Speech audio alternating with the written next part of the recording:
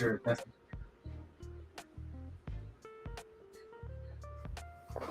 Yes, we sure do. We sure do.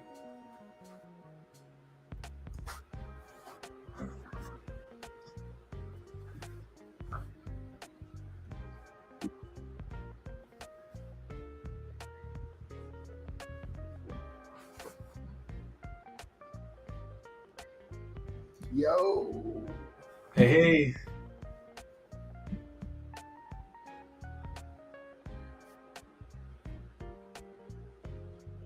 Hey, what's up, yeah?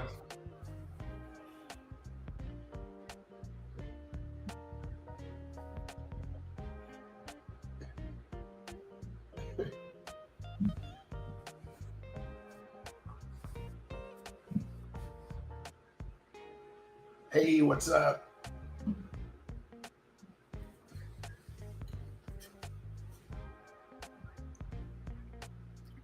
Testing. Testing. 1, 2, 3. Testing.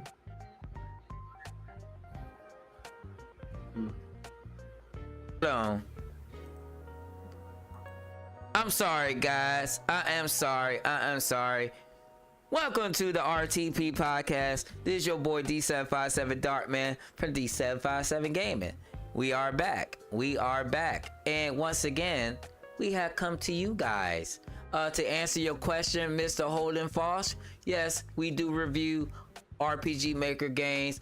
I personally review them live on my channel. Cychronic Game reviews them live on his channel, and Marlon Unjaded, he may review them live on his channel, but he is reviewing them live on this channel. So once again, I am D7, and to the guy to my left, this handsome gentleman is Marlon Unjaded, the newest edition of the RTP Rarely Typical Player podcast.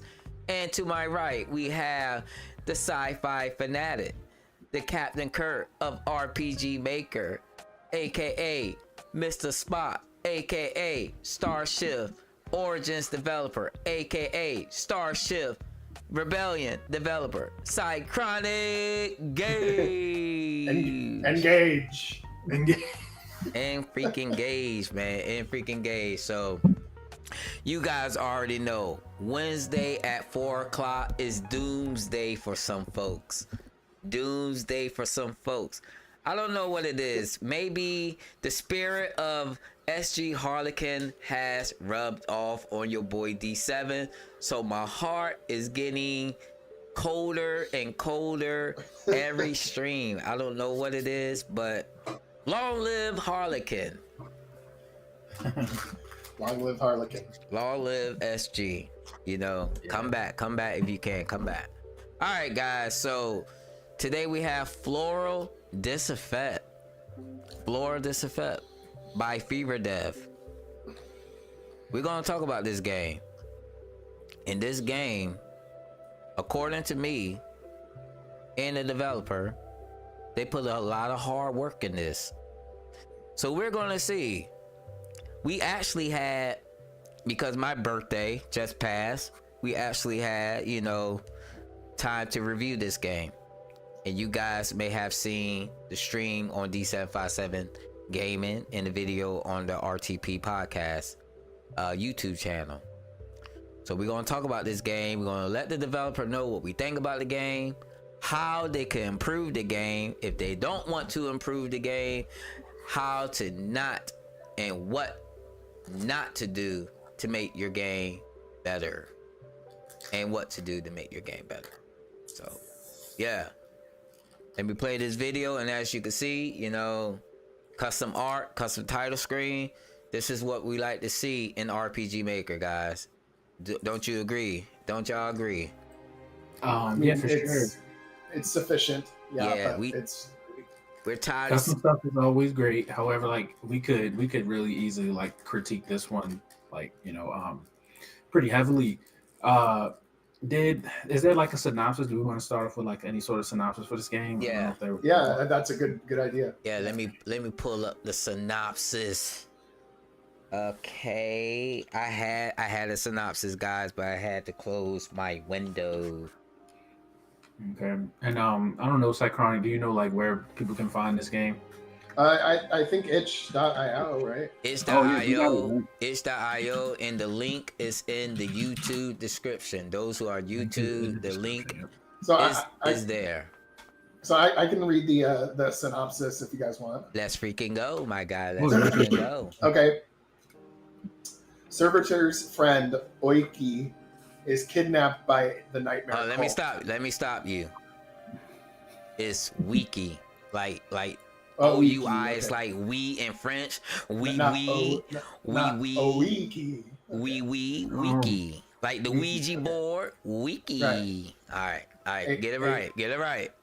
Okay. A girl with plants growing out of her offers to help, seeing as her sisters were also taken.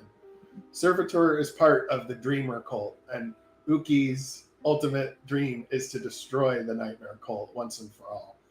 Will Servitor be able to form a team and achieve the dreams that won't stop flowing unendingly in Ouiki's mind? I can't say it. Wiki, man. Wiki. Like, Okay, yeah. I'll just think of it like Wikipedia. Wiki. Okay. Mm-hmm. Okay. Controls: arrow keys to move around, Q and E to rotate the camera, Z to select, and X for menu back. Left mouse click for move select. Right mouse click for menu back. Floral Disaffect was made in a 2D game engine, forced to render 3D thanks to RPG Maker or MV3D. So that's the synopsis of this wonderful game. Mm-hmm. So here we got a servitor friend named Ouiki who's been kidnapped by a nightmare cultist. So here we are. We got this hero thing going on. You know, somebody get kidnapped, and a girl with plants growing out of her offers to help. So now we got this fantasy type thing, this botany thing going on. Now Servitor, Ouiki, and Cult, you know, what the heck? Yeah, right off the bat, I think the synopsis is it both sides intriguing but also confusing, because I think they could have gave you a little bit more detail of like who the servitor is. You say servitor is part of a dreamer cult, but you know, what is the servitor, and then what is Ouiki, right? A girl with plants growing out of her, is that a Ouiki? No, right? That's not, because they said that it's Servitor's friend who's kidnapped by Nightmare Cult. So that she's kidnapped, but then another girl offers to help. So we don't know who this other girl is. So I just think like the terms that they use, Servitor, Nightmare Cult, and Ouiki. Ouiki is a pretty unique name, which is cool. But other than that, it's like kind of it's almost like a person is telling you what this game is about from a perspective of the person that made the game, right? So they don't know that you don't know a bunch of stuff, right? So that it could use a little work. So to be honest, my whole theme about like my opinion of this game is going to be iterative like feedback, right? So as you're making the game, you know, as you're setting up the itch.io page, you want to constantly get feedback on the progress, right? As you make a little bit of the game, like the beginning of the game, let somebody play it, figure out if it's fun. You make a little bit more of the game, keep that iterative like feedback going, right? With play testing and stuff constantly, because you got to really figure it out if somebody wants to play it. So that's what I'm getting from the synopsis, right? It's like somebody's just literally telling you what the game's about from their perspective, not knowing that you don't know a lot of like the stuff, period, right? Mm-hmm. Y'all want to talk about synopsis? We won't go back over to the title screen.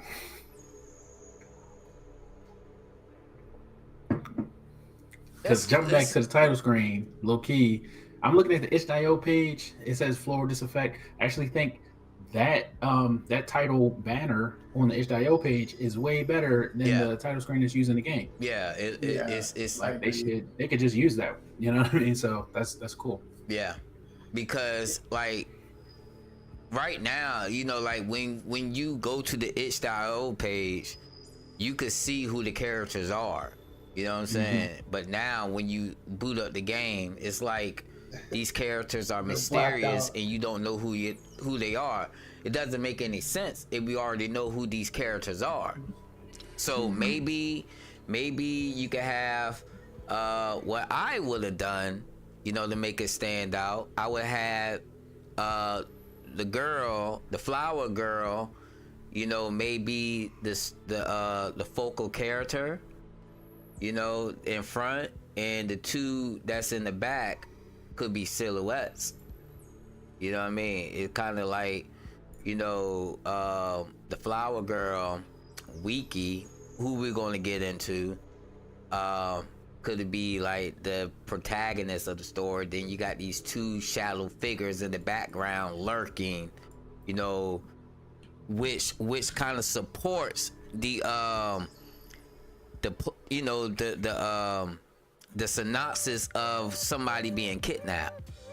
You know, maybe the ones in the back is the kidnappers, but in actuality they're not the kidnappers. So kind of will bring a surprise to the player, like, oh, I thought he was the kidnappers based on the title screen. You know what I mean? But they're not.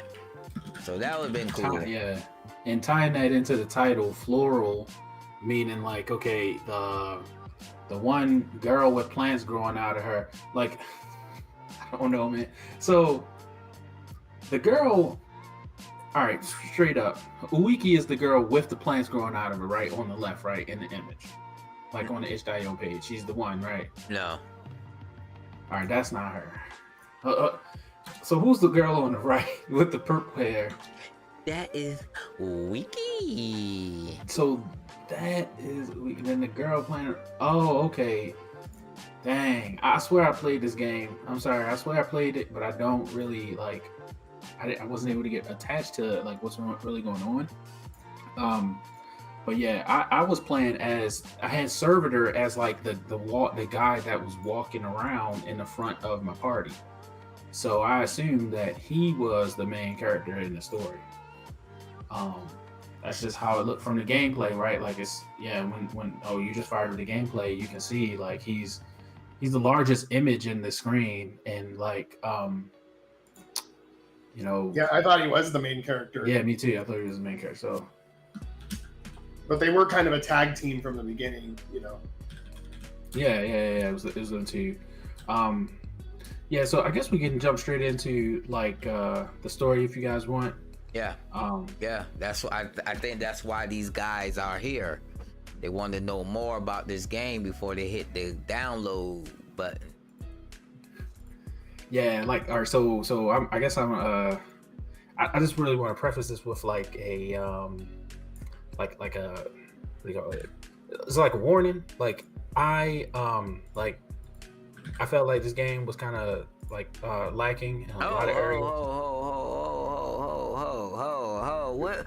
Hold on, before we get there, let's give them a quick rundown of what's going on. You know, like how everybody, you know, how everybody kind of get, you know, to, okay, let me just start this off before I cut, you know.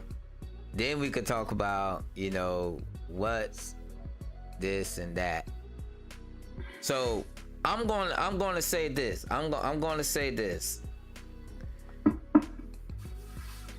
The introduction put you in the place where, okay, just like any other story, you have to know who's the MC, who's the good guys and the bad guys, right? So it kind of like the developer chose a way to introduce the story and not so of a good way. Yeah, in a bad way, right? So, yeah, like starting off from the jump, right? There's a lot of dialogue. They try to start with a cutscene, which I'm gonna tell you, I'm a little biased with like long-winded beginning cutscenes, long-winded beginning dialogues. I really don't feel like that grasps the character, the player's attention. So I personally struggle with it. I even let my oldest son give the game a shot, like, and he couldn't get past the beginning. Um, it was very tough for him. So like I'm just saying straight off the bat, the way the story like kicks off, it's not something that's going to grasp the player unless they are already kind of maybe invested in the world already. Maybe they already know about, you know, the developer. Maybe they've been following the game. Maybe they already kind of, you know, they're way more invested. They're not just somebody straight off the cuff discovering this game in Steam or something like that, or an itch, and just like, okay, giving it a shot, and then it would not capture a fresh audience member like that, right? In my opinion, it wouldn't, a fresh player, it wouldn't capture them. And to top it off, I have something to add to this too, because not only is all of what you're saying true about the story and how it starts off, but I found that in a lot of the scenes, the music didn't line up with like what was going on in the scene as far as like how it's supposed to feel. So that was even if all things being equal, it was really taking me out. The music was really taking me out of the groove of like wanting to pay attention to the story. Yeah, so we got tonal concerns, and tonal concerns tie into the story, right? What type of story you want to tell? If it's a dramatic story, you want to have music that gives off a dramatic tone, right? So you want to match that tone with the music, and yeah, even though some of the music just sounded good. To be honest, like you run around the map, it just sounded good, but I don't think it was good enough for like whatever was happening, right? It didn't match the tone. So yeah, a lot of it was like the music sounded fine, like as far as like the actual music itself, but it was also kind of weird for the scene. Yeah, it was like you know, it was very diverse as well. So all right, so I'm gonna finish talking about the story, and I'm gonna lean into the presentation because you need the presentation to kind of tell a story. So when, as far as I got in this game, right, there was the Servitor, which is named Servitor, and I don't know like who he is, where he come from. Apparently he's part of this dreamer cult. The way they told the story, I thought all of them were like kind of like spirits, or what do you call it, like deities. Deities, yes. I didn't want to use the word gods, but yeah, deities is better, right? So like deities, and they had I guess certain relative powers based on their followers or something like that, I guess. But you do this almost like sneaking mission, I guess, but they end up getting caught in the beginning. And I guess it's okay for us to talk about the beginning. And then you gotta get into a fight. Then you go inside this facility, and then you gotta break somebody out. And I'm guessing that was that's what the synopsis is, literally just explaining the first part of the story, right? Because when I went and I fought that battle, and I think I broke out the sisters of Flora, Flora, right? And there was a bunch of those NPCs there, and then I left that building, and then I'm guessing that was the synopsis, right? But then the story, I'm assuming, shifts to getting rid of the nightmare cult. Nightmare cultists, yeah. Yeah. Yeah, so I just think it's kind of really really hard for me to kind of like grasp, but I felt like there were tones of depth there, right? They used a lot of unique terms like overseer, servitor, like they had all these different like cults and layers and stuff, like components, components, that's a better word. So like they had a bunch of components, and I felt like there was a deep story to be like understood here, but I just think like that presentation was not wasn't there. It wasn't up to the level of the story that I guess the developer must have had a solid idea, solid story, but the way it was told, the way it's presented is just really really shallow. I would say shallow, like not. It wasn't sucking me in either, for sure. Right. So you would say within 10 minutes the player knows about the 3 different races. You got the flora, right? The flora, if you know like different languages, floor, flower, floor, you know, for flowers, so plants.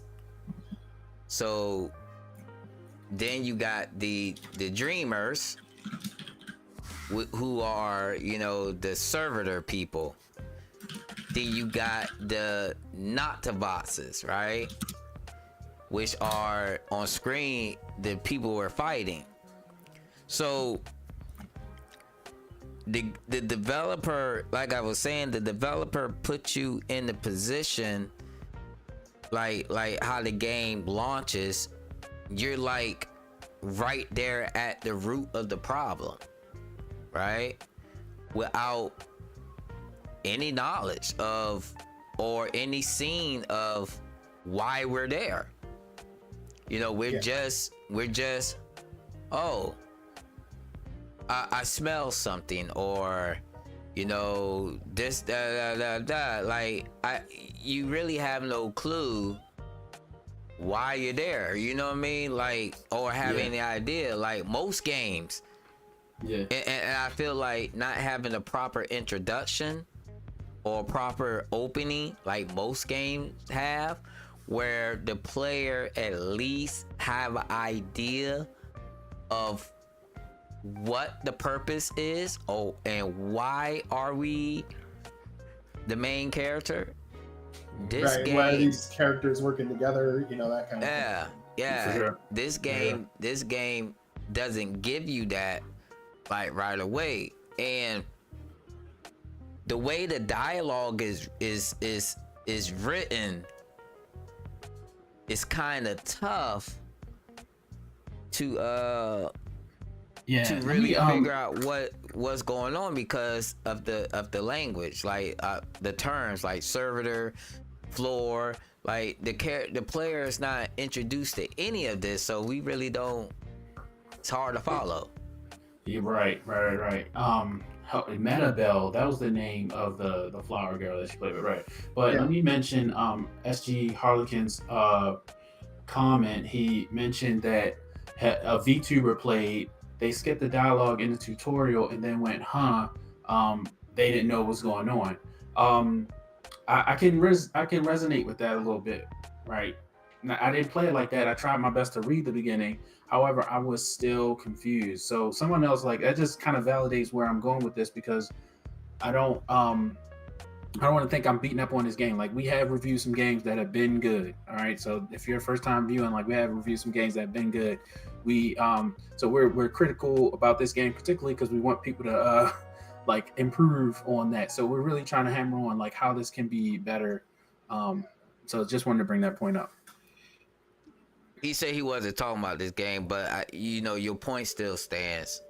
So, oh, okay. My bad. Dang. Yeah. All right, well. Yeah. But I did the exact same thing. Like, one thing I did have with trying to get the dialogue in, right, well, as I'm playing, is like my fingers heavy, like holding down the enter key. Sometimes I skip. It's easy to skip the dialogue too. Also, in the dialogue, there's lots of dialogue that will skip for you. So like you'll be like halfway reading it, and then it will skip to the next dialogue automatically, and you can't finish reading it before it skips to the next one.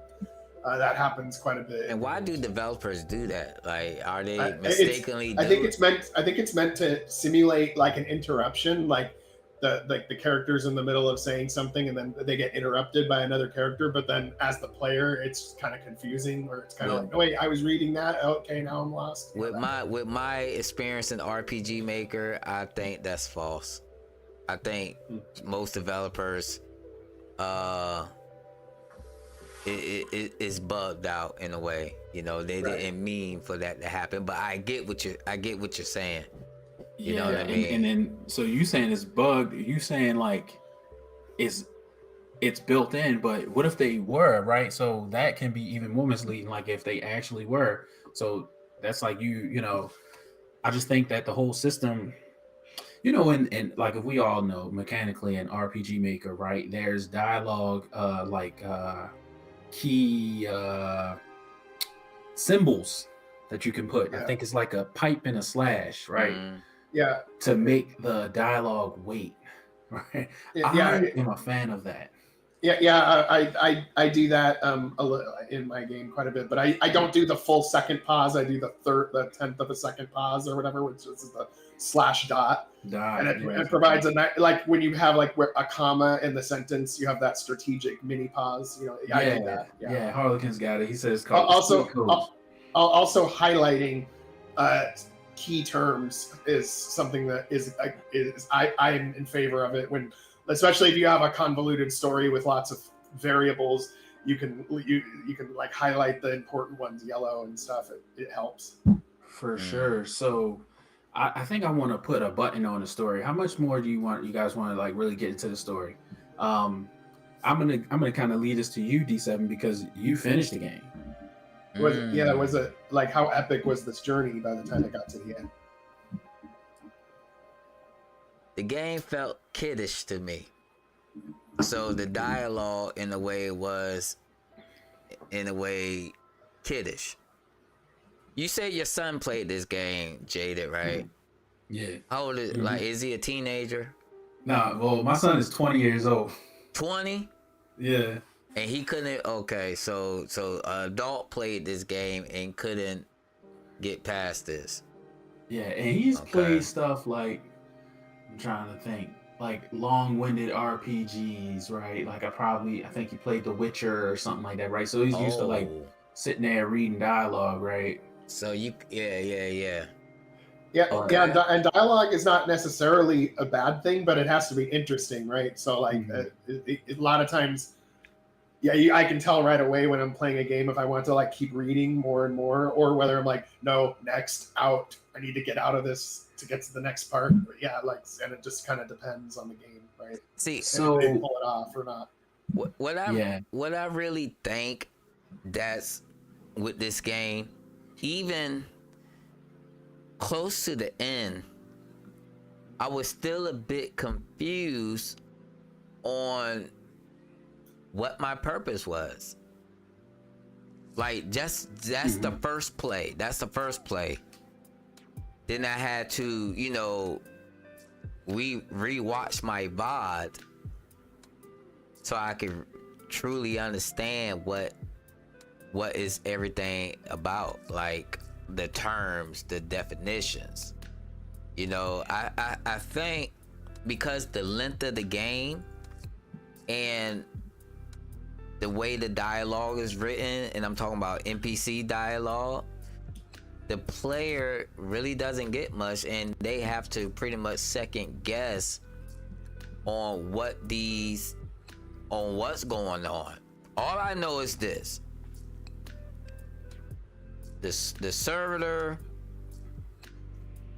and the Floral are basically allies in this game, right?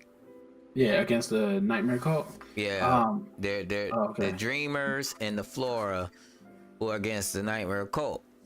But it turned out that the Floral was invaded first, which invaded first. Then the Dreamers was invaded second, and now they are being, they're teaming up together. I guess two of the sort got away, but you don't see any of that in the beginning. That the show that we were prisoners of war basically, or we're fighting some type of war, and now we got a team together. And the way these two factions speak to each other, it's like they don't have any history, like good history with each other. But here they are side by side and buddy. It seemed like it doesn't make any sense. It's because they have a common enemy, right? Or didn't the reason why is because both of their powers are needed to combine to be strong enough to defeat the nightmare cult or some some shit like You would that. assume, but off top, right? I'll tell you, like at its most beginning area, right? Like straight up beginning of the game, like what is a dreamer? Why is the dreamer helping? Why is it only dreaming, nightmares, and flowers? I don't know why, right? Is there not like a uh a cult of books? Is there a cult of trucks? Is there a cult of, like, I don't know, like any other cults that are in this like ecosystem? Is there any sort of ecosystem? Like, I don't understand it at all, right? No clue. No clue. Right. All right. Cool. Because I just kind of, I'm glad I'm not alone in that thought, because I was just feeling like, how do they relate? And when you're thinking about, maybe you're thinking about the waking world, and then like the dreaming world, the sleeping world, where there's dreams and nightmares, but then there's like in the real world is like, I guess, plants. But is there like an animal cult? That's that would have been a good analogy. That would have been good. Like, you got the dreamers and you got the nightmare cults. Yeah, that would make sense if it was explained in the way where the player could figure that out.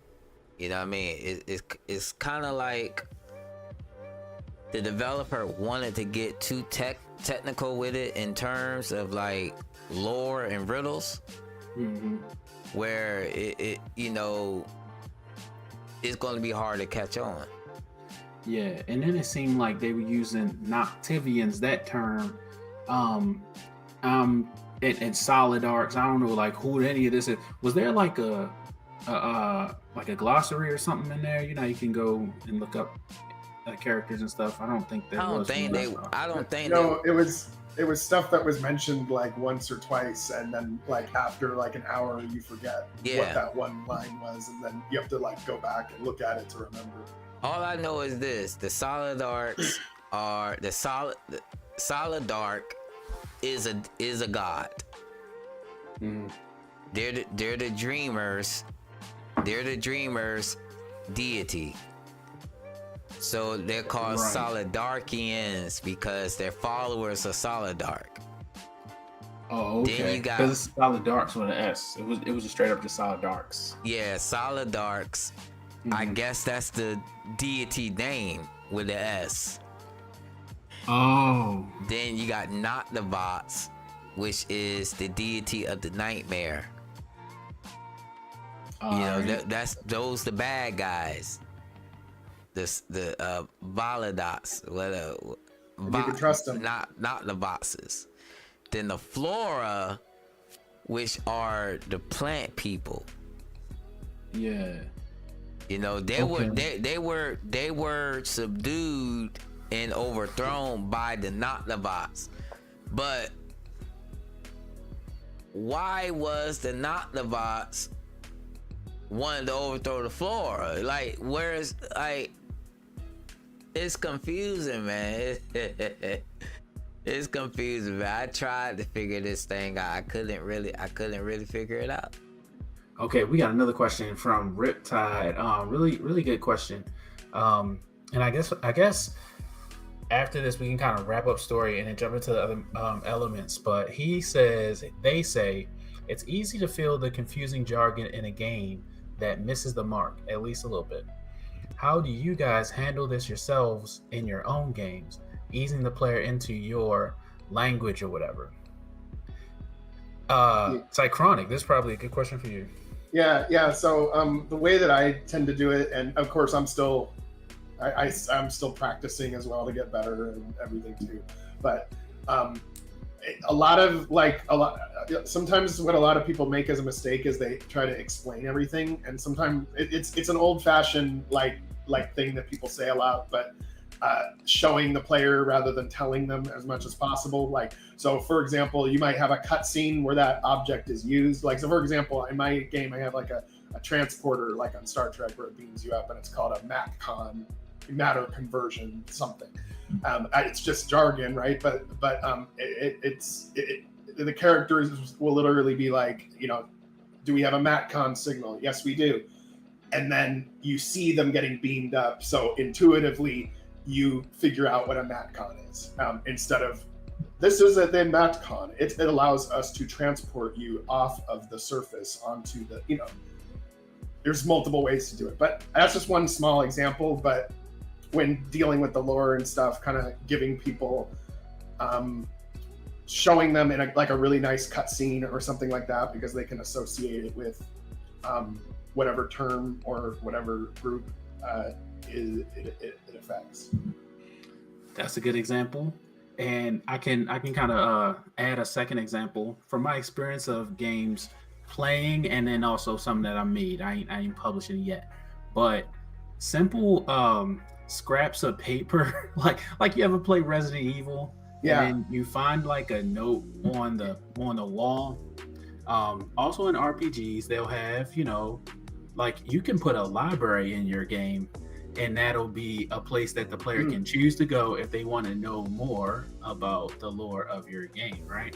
Yeah, good point. And I actually do that in my game too. So like, you know, I might have something like you're walking into a quote unquote dungeon, and then there might be like a tablet on the floor, like a you know, computer tablet, and you know, you can go to it if you want to. You don't if you don't want to, and then it might provide a clue as to what's going on or whatever. Really quick, one page, just a few words, nothing big. Yep.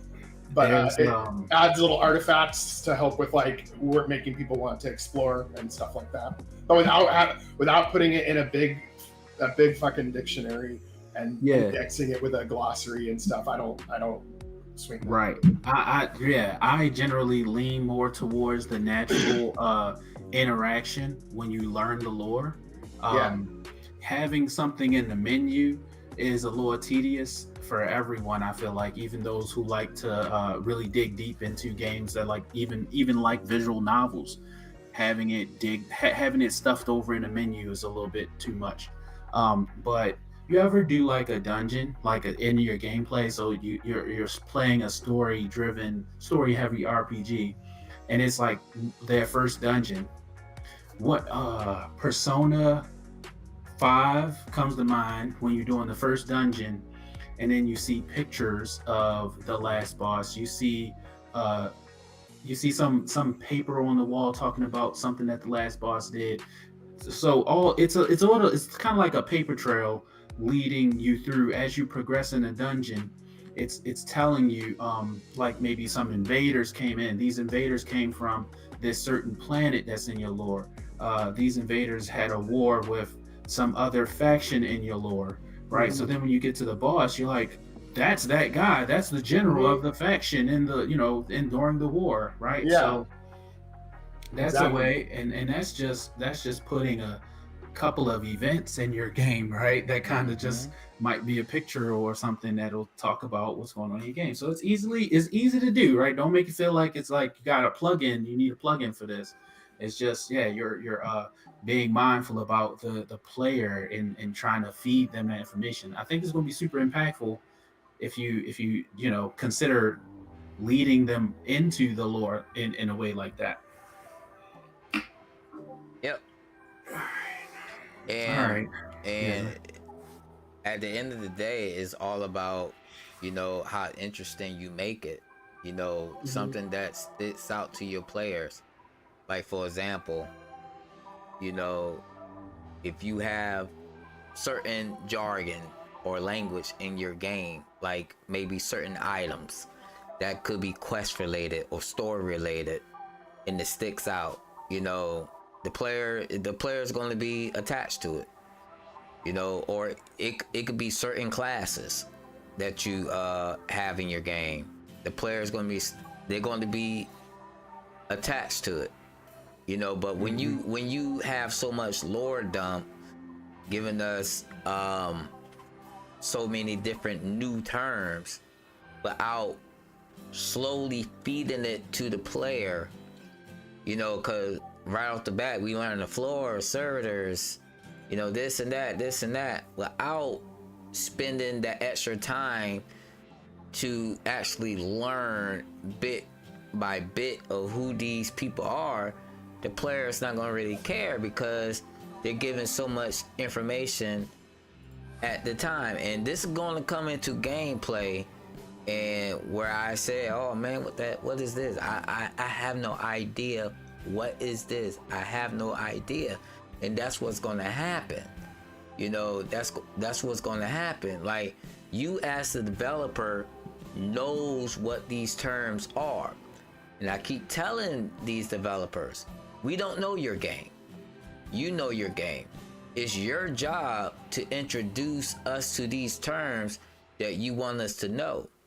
You know, you can't automatically assume we're going to know. So you have to tell that story. You have to drive that. You have to make that way for us to know and for us to care. But once you give us too much, it's like feeding a baby. You give a baby a lot of milk, he's going to throw up. They're going to throw up. They're not going to be able to hold it. And you got to think about your players as that, right? You got to gradually feed your players bit by bit so they could grow and nourish, get the nourishment from playing your game. But if you give the player too much, and y'all pin this on Bird Bunch's game, everybody and their mama pinning on Bird Bunch's game because they giving, you know, Bird Bunch gives them too much information. That could be faulty on his end, but not a lot of people could take all these tutorials and information like some people can, so they end up folding. So this what can happen to your game when you have all these different terms, the different language. The player's not they're not gonna retain it because it's just too much. It's just too much. Yeah, for sure. So I guess we could jump straight into gameplay. Let's wrap up the story bit. Yeah, we don't want to give it too much. Yeah, we don't want to give it away to y'all. Y'all got to play it for yourselves. All right, so I guess like what we've been doing the past few podcasts, do you guys want to try to give it a rating, or you kind of want to move forward? All right, we could rate each category as we go. Let's go. All right, cool. So story, I guess I'm gonna get mine out of the way because I really can't weigh too much on the story because I wasn't able to clear the game. So, like I said, the elements, they really stood out as unique, right? Of the lore that was being built. The developer picked some elements and put them together and built a story that seemed like it had some sort of depth. However, the way it was delivered was really shallow. So I want to praise the fact that they did pick a unique story with some elements that were standout, but I can't align with the way that it was delivered because it didn't grab me. So it's a 4 out of 10 for me for that one. What do you think, Cychronic? Then we can get over to you. That was about what don't even ask me. That's about what I was going to rate it to. There's some good components that are interesting, and they're kind of taped together in a way that as cohesive as it could be to make the player enjoy the story more and be able to like know what's going on and stuff like that. So yeah, I would give it a 4 as well. Same score. So you gave it, both of y'all gave it a 4? Yeah. And yeah, I mean, think about our history. If the guys want to check out the older podcast, right? I'm just mentioning, right? We done went through some stories, right? Like when, what was it? Tales of Speria, when the one guy was like, y'all said something happened on a volcano. It's like father died, a whole island got sank. You know, some things happened that I still remember from the older RPG games. And this one is not really on that level, right? So it can be, though. I feel like everybody has the potential to kind of make something on that level of like what Tales of Speria did, right? But gotta be honest, you know, when you see it, right? You gotta be honest. I'm being honest. But I'm sorry. Go ahead, Disa. I played the game to its entirety and didn't really get it the first go around because of, you know, not being introduced into like the characters. You know what I mean? Like I really had no clue. All I knew the Servitor. That's all I knew was the Servitor. The Servitor and the Floral. You know, not like there's really no cutscene to support why I should care about these players, these characters, and I'm not given enough. And some dialogue is easily missed if you don't talk to some of the NPCs. So you can't expect your player to speak to every NPC or to get the idea. You know what I mean? Some of these things have to be given in terms of a story, and I doesn't really understand. I really don't understand, so I gotta give it a 4 myself. Okay, and I'm not trying to lean on you so much, D7, but I really respect that you did clear this game. You played this game from start to finish, so your scaling, your rating is more valuable when it comes to, okay, you actually played this game, right? So you had to use whatever elements, like, because we all traditional RPG players, if story gives you a clue on how to clear the game, right, or the gameplay, stuff like that, like you literally had to lean on that in order to clear the game. And so that means a lot. The 4 out of 10 is like, I hope the developer kind of sees that as like, let me go back and see how I can enhance that moving forward. So but yeah, like it was some components, like I kept having that vibe, like it was like a science fiction vibe, because it had some unique elements. But if they were told properly, I really think you would have something, right? Let's get into that gameplay. Like we already been talking about it a little bit, but yeah, this is big for me, because to start, the game's in RM, what do you call it? MV3D? MV3D, yeah. Yep. So who wants to kick this off? Yeah, I can kick it off. So walking around in the maps and stuff, there was like, in some maps there was some lag, like some serious lag, where it would go down to like 5 frames a second. And then a lot of the tile sets are like our basic RTP tile set, like especially the forest one, where that's just like the same tree, like in a row, like in a really like symmetrical row, and it just felt really like, I don't know, the mapping just kind of didn't feel like that great in my opinion. It feels kind of like it was a little bit thrown together. And and while this was going on, like the music I felt like the music oftentimes didn't fit the scene. And then when we start I'm not necessarily going to talk about the battles yet, but the battles were just very standard RPG Maker battles, but also extremely high encounter rate, like we're running into enemies every like 2 seconds. And really long combat time. So like taking a really long time, even on normal battles, to get through them. And I was just really like trying to get to the next part, because I wasn't really having fun with the gameplay very much when I was playing. Okay, so yeah, we were struggling. Like I want to speak my brain had the reflex of, I need to exit this game now. So it's hard for me to. It was hard for me to even keep playing. I'm not trying to be mean. I'm just saying that, like, I've seen this type of combat before. I feel like there's no reward for grinding in it, so I just wasn't interested very much. Okay. When I was playing it, lost interest. So, all right. So I'm going through the comments. The comments are very intriguing in this episode of the RTP podcast. That's why I keep like pulling up. Right, I'm like, I don't want to seem like it's like we're a whole comment podcast, but yo, like somebody said, so Fever Dad, I think, is in the chat, who made the game. He said that a lot of these suggestions that we're making are aligned with his original plan, but he didn't have a lot of time. Just yeah, no time like the present. Yeah, and hold on, before I it doesn't matter if you had a lot of time or not. The thing is, we got a product, and that's on the developer. That's not on us. Yeah, and then the last one, The last one is there's only one place with lag. I tried to fix it in that place because I remember D7 you had that lag in your video. I think you had to restart. Everybody got it because you got it's like it's 3D at that. Then you got a whole bunch of NPCs on the map, and you got high level. The elevation level is the highest you would see it on any map.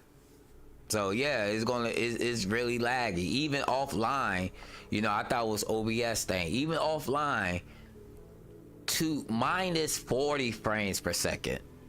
I thought my computer was gonna crash. That's how bad it is. Dang, and I thought it was the constraints of the engine. As I started messing with like Pixel Game Maker and stuff like that too, I know there's like a certain amount of memory allocated to certain components.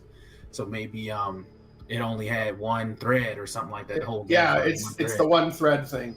So it's basically how much can happen in one thread on one core of one of your CPU cores. Yeah, and that's basically what it's all running on. And so it's very easy to overload that. But even so, you know, you got to do what's best for your game. That right there, just. You know, but then let me mention. He said there's only one place with lag. I tried to fix it in a place, but I couldn't in the 5 days I had. So, are you suggesting that you made this game in 5 days? Yeah. Was this whole game made in 5 days? Because if so, it's not that bad for a 5 day long game. Yeah, but, like it seems. I mean, I couldn't make a game in 5 days for sure. It'd take too long, right? So if this is a 5 day project, I mean, maybe we're being a little too harsh. I don't know.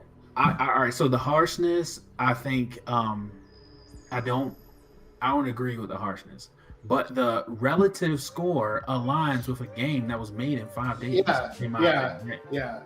Like, you gotta imagine, like, you can't be like, all right, I'm gonna crank this out in 5 days. It's gonna be straight 10 out of 10. It's not. Let me ask you a question though. As a player, do you care how long the game was made in? No. There you go. No, but it does provide some context that helps. But if the developer never said that he made this in 5 days, it's right. So point taken. Well, what I'm saying, but as a reviewer we never knew this. We never knew. I'm saying if it took 5 days, that's more impressive than it taking 2 years to get this result. Yeah, I agree. But at the same time, we never know. We never knew. Don't change up your review now because now you know. No, I'm not. In 5 days. I would rate the score the same because it's just how I feel when I play the game itself. Whether it took 2 years, whether it took 5 days. So the score would not change at all. Yeah. What I'm trying to say to the developer, I don't care you made this game in 1 day. It fell. You put it here. You gave it to us. So we're going to treat it like you made it in 5 years. We're going to treat it like it took you a long time to make it, you know, to be frank, because, you know, I mean, we have nothing to do with that. Yeah. We appreciate your effort. We just going to review the product. We just going to review the product the way that we got it. And just to consider, like, there are games that we've played and reviewed that have been years in the making. So we got to hold all these games to the same standard. Yep. You know? Because maybe this is your style of creating games and you just stay with it. You may not improve. This is it. And why choose MV3D out of all? That's what I wanted to start the whole gameplay conversation about. Is the choice of MV3D, man. Like, I'm just curious, right? Like, it was hard for me to play it because of that. I'll tell you right now. Like, I beat the first section, and then I couldn't even find the little hidden hideout. I guess because it was a hideout, right? It was wherever you were supposed to go to get inside the forest with the floral people and jump, right? I ended up finding it, but because I had to spin the camera around but for the longest, it was just like a flat image on the side of those trees. So You can rotate the cameras though, and Yeah, that's how yeah. you find it. I rotated the camera. I didn't think to immediately, so then I was wandering. But then I did rotate the camera. But I'm just like, man, that could have all been avoided. I was a little frustrated. It wasn't MV3D did not enhance the gameplay in my opinion. Yeah, MV3D always feels kind of janky and boxy, and just kind of like you're a robot walking around. Like it's kind of weird, you know. Yeah, and like, see now, you know, to be honest, I ain't gonna lie, as a reviewer, the 5 days is putting bias on my opinion of the game. I'm trying to actively work against that. You see, no, because like I said, you see what I mean? You see? when I played it though, I didn't know, right? So I got my notes from when I played it. However, like I said, as a reviewer and as a developer myself, that bias is like sinking. You already affected, my guy. Yeah. You've been You're affected. florally affected. You're clouded right now. You're clouded. See, this is why I say RPG Maker is really tough. It's really tough. You can't have no sympathy or empathy for any of these developers. You gotta give it raw. So 5 days, we don't care if it's made in 5. We don't care if it's made in 5 days. I told you I'm the new Harlequin. I'm becoming Harlequin. We don't care about the 5 competition days. is fierce. We care about the end product. We want the end product, because at the end of the day, we don't know what this developer do. He could be telling us 5 days. Yeah, we getting a lot of input in the chat. I really appreciate that Could input. be capping. Yeah, but so yes, the whole MV3D, I think the developer did mention in the chat that it was a rule. constraint of the game jam, but I'm like, maybe save that Nightmare Cult Servitor, that whole story and everything for another game, and just make something simple out of MV3D, because who's still doing game jams in MV3D? Like, MV3D seems like a gimmick in my opinion. I don't know if y'all ever played a game that was MV3D and was actually like a good game. I don't. I mean, for the MV3D, not really, but I've used. I like to use the Ultra Mode 7 plugin though, which is kind of like it's not full MV3D, but it's kind of similar. It's kind of more like 2D pop-up book vibe, you know. But yeah, no, they all kind of look the same, like the gameplay feeling when you're in MV3D. Yeah, because the trees are like that cross of an image, right? Everything's just really boxy and just kind of it doesn't feel like cohesive that much, you know. Yeah, it's kind of weird. But he did say, you know, he had no choice but use MV3D. But at the same time, I seen MV3D pretty games. You know, that Frost one looks pretty nice. You know, and it's made in MV Frost Noble. I believe that's the name of the game. It looks pretty good, and it's made in MV3D. But yeah, even the Nerd Mansion is using MV3D, but is I think he's using MZ3D. He's using one of them. He's using some 3D, but very risky going commercial with this plugin. Very freaking risky. I wouldn't do it. I wouldn't do it. But overall, you know, the gameplay, to me, the gameplay is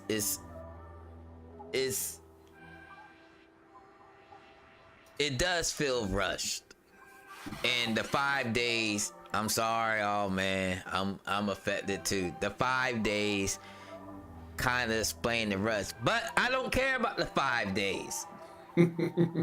I'm being bombarded with terms and stuff I don't understand.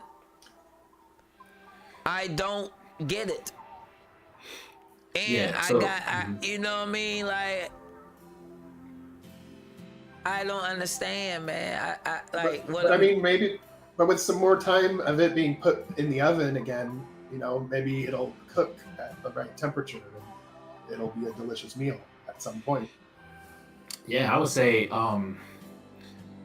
yeah, because you might have actual good concept, right? And just the medium is not the right medium, right? So, yeah, you just made a comment about it, you know, using a Unity engine. I say, hey, give it a shot. We've been discussing on the podcast the potential of reviewing non-RPG Maker games. So, yeah, you're part of the community. We would love to see that for sure. See, I got the gist that the developer did pick NV3D because their other games are in Unity, you know, are in 3D. So I figure, you know, maybe NV3D is their choice because their other games look good.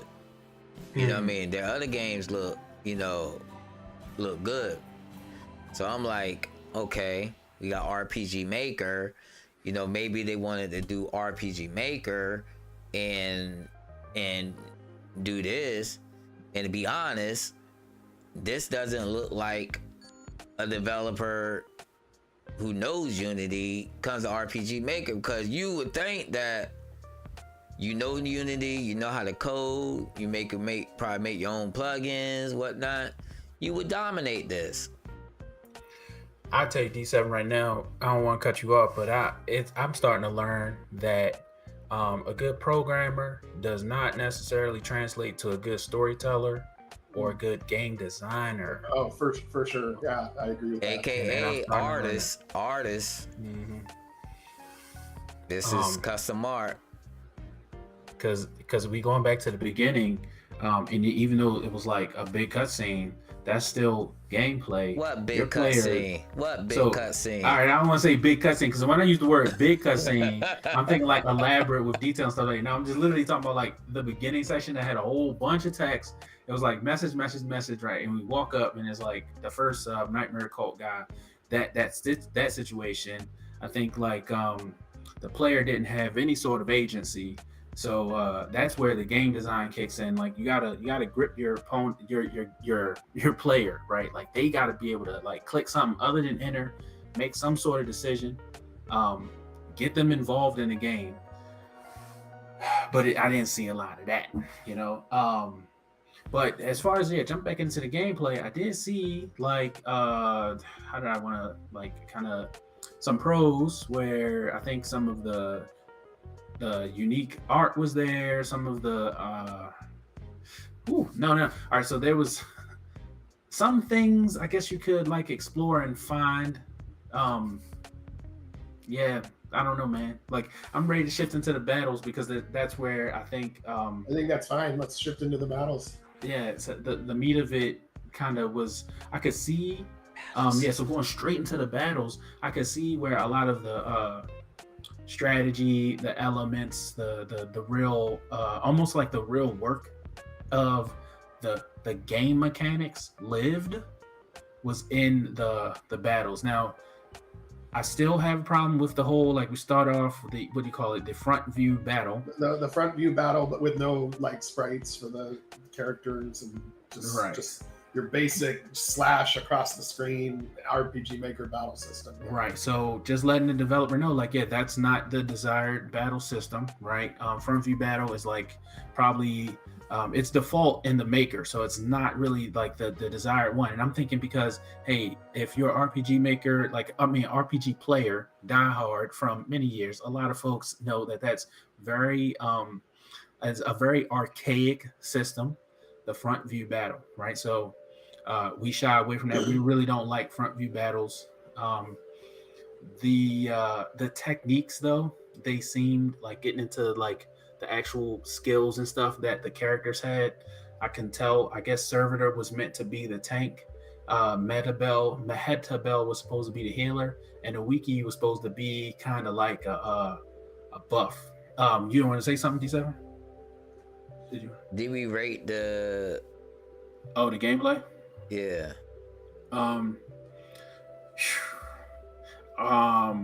Okay.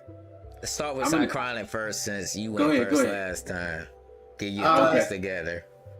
Gameplay, I'm gonna give it the same score I gave the story, a 4. Okay. I did not have that much fun in these battles. I thought there was way too many of them. I thought they took way too long, and it felt like 1,000 other RPG Maker games that I played before, as far as what the gameplay feels like to play the game. And then I felt like the MV3D as the mapping system felt like the maps just felt really like boxy and kind of bland, and it just didn't do it for me. So 4 out of 10. Okay. Yep. I was giving mine's first, not because it's good that you gave yours first though, Cychronic, honestly. I'm on the same page with that as far as the gameplay. I'm really what do you call it? I'm excited to see more games and play more RPG games. And it's just sad that some of the games I've been playing lately have not been like kind of hitting the mark of like a good RPG. So I'm really I really feel bad to be rating these games the way I'm rating them. So that's where I'm at with that.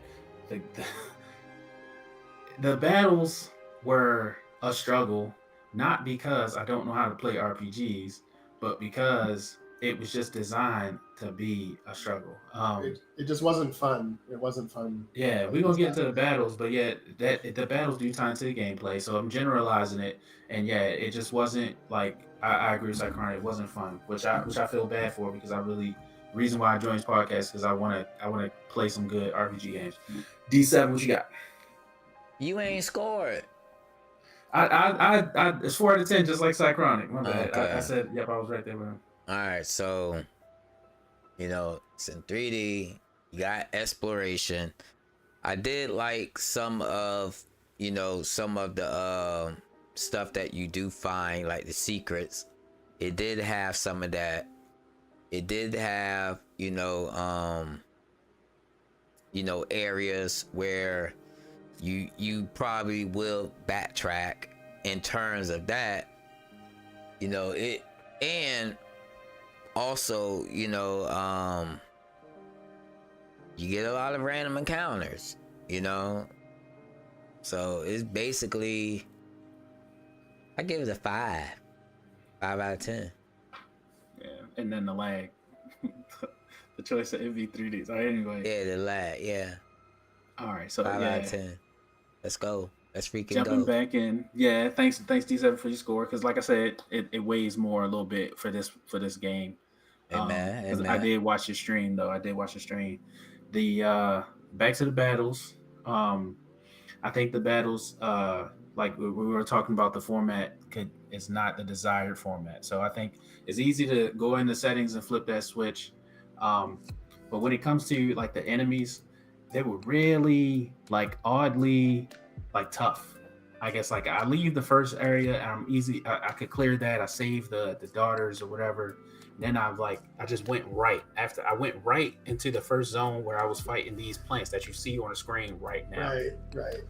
It was like so tough to beat them, and I'm like buffing. I'm like, Servitor, he's the tank. Metabell, heal Servitor. Servitor, heal yourself. He had to heal himself. Then Ouiki, her little happy buff is not good, because whatever reason it goes away super fast, and it only healed 1/10 of an attack from an opponent. Like that regen was only 1/10. I mean, technically, I think you want to go for like a quarter or something like that, a quarter of a hit, because it takes so many turns, God, in order to like win a battle. I thought I was fighting a boss fight every time, and I'm like, am I in the right zone? Right? So I was having questions like that, like, am I even on the right zone, on the right map? Am I going to the right place? Should I have leveled up somewhere else? So that's why I was having problems with the battles. I think some of the abilities were pretty unique, but they were kind of hard to grasp. I didn't understand why I should use my Dreamer dagger, right? I didn't know like what that meant. I didn't know I was dealing Dreamer dagger damage. I don't know if that I don't know if the plants are even weak to that. I know they was weak to ice because I hit them with the one ice move that she had, and it was good. But when you're about to die, right, your character is about to die, you're not looking to experiment. So I ain't want to use like Dreamer Dagger when my HP was like 2, and I'm like, now I gotta heal, so I gotta pray. You know what I mean? Like, it's just I think it had too many abilities. It kind of should have just gave me like a few more abilities. And mind you, we're in the beginning of the game. Give me a couple of abilities and allow me to win some battles, like straight up, right? Until I fight a boss, and then make it hard, and then kick my ass. But don't, you know what I mean? I just walked out, and boom, I'm fighting plants, and it's plants and spiders. And then I thought it was cool for a second when Maheta Bell said something like beginning of battle. She's like, "Oh, the spider and the plant is friends now." And then like I'm like, all right, you know, she know about that or whatever. But it was just, it was a tough thing to get through. You know what I mean? It wasn't tough like fun like you every time you get in an RPG battle, it's kind of like a puzzle you want to solve, right? Like, how do I get around this? It was just like, when does this end? It kind of felt like is that enough damage every time you hit them? You know, so it was tough. What you guys think? Yeah, I mean, I just felt like the battles happen way too often. They were oddly tough. That area you're talking about was like, what I would do to get through it is I would go into the forest, get into a battle, and then go back and restore my health at the well, and then go back out into the forest. And I just keep doing that again and again to grind to get strong enough. But like, it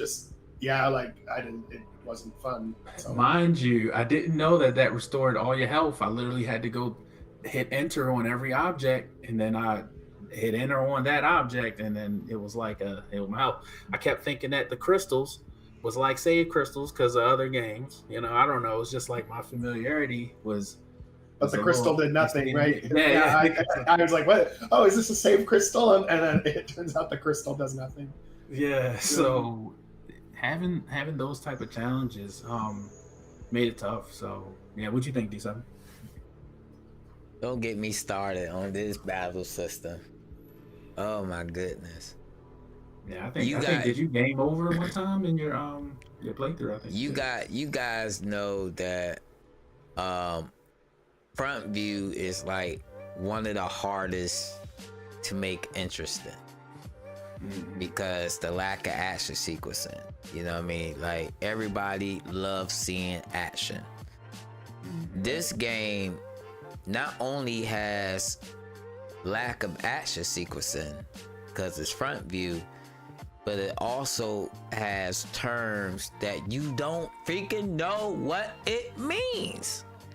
Yeah. You Dreamer's curse, Dreamer damage, Floral damage. What the heck is this?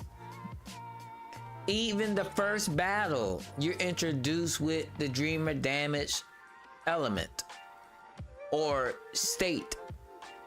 Like, you don't learn none of that in the battle.